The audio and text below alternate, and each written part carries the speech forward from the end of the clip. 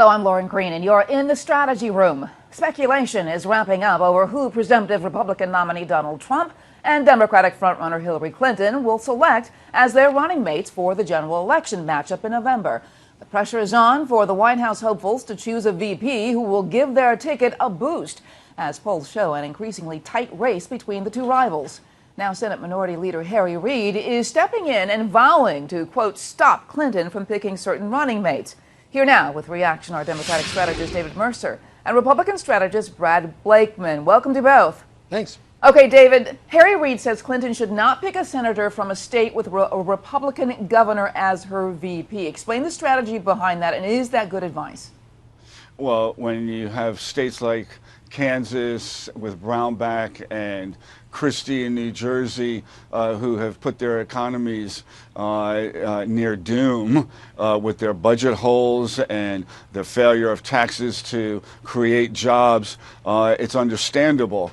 And I think it's not just the state. I mean, if we look at Vice President Biden, who at the time was chairman of the Foreign Relations Committee in the Senate, Delaware doesn't bring a whole lot of electoral votes when it comes to the count. It might have made a difference in Bush v. Gore in 2000, but I think there's a lot more criteria rather than just whether or not it's from a particular state with electoral vote value and or a swing state.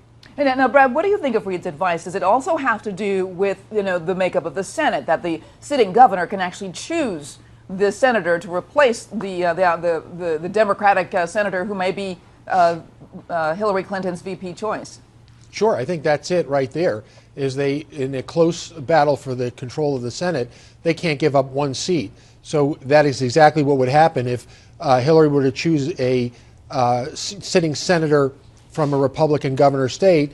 That Republican governor would be able to pick a successor, and I can guarantee it's not going to be a Democrat, and thus they lose a seat. So I think it's a smart strategy for Democrats, but then again, it limits her pool. Yeah. Well, I want to move on to the GOP because Donald Trump, meanwhile, is fueling speculation after meeting with Tennessee Senator Bob Corker. Brad, do you think there's any truth to that rumor that the senator is actually on Trump's VP shortlist? Look, I think there are a lot of people, and the more people of substance that Trump is able to parade through Trump Tower, I think the better it is. We've got to keep the speculation. Trump likes to keep people guessing. I suspect there's going to be a big surprise at the convention. I don't think he's going to announce beforehand.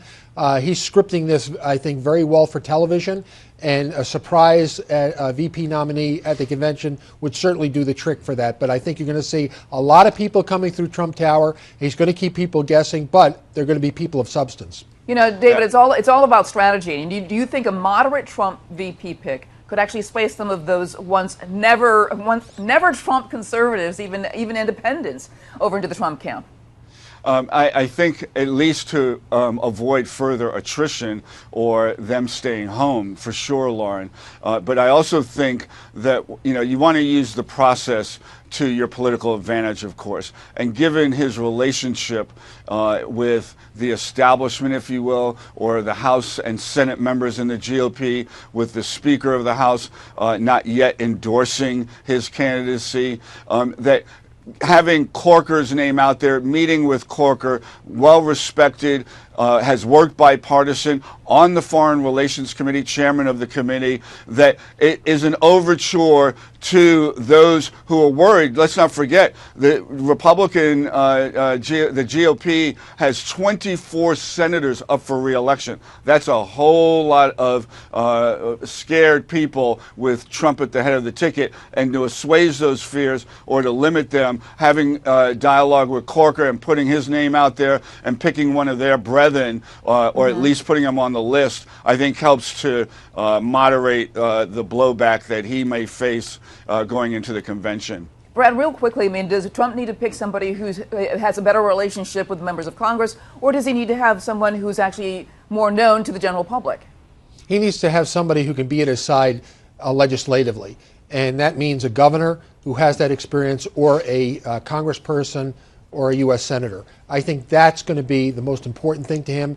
A general can help you. That person could be Secretary of Defense, but he's going to need somebody to navigate the halls of Congress because a bill doesn't get to the president's desk until it passes the House and the Senate. All right. I want to thank you so much, David and Brad, for being here. Thanks. And for complete coverage of the 2016 election, go to foxnews.com. I'm Lauren Green, and thanks for watching.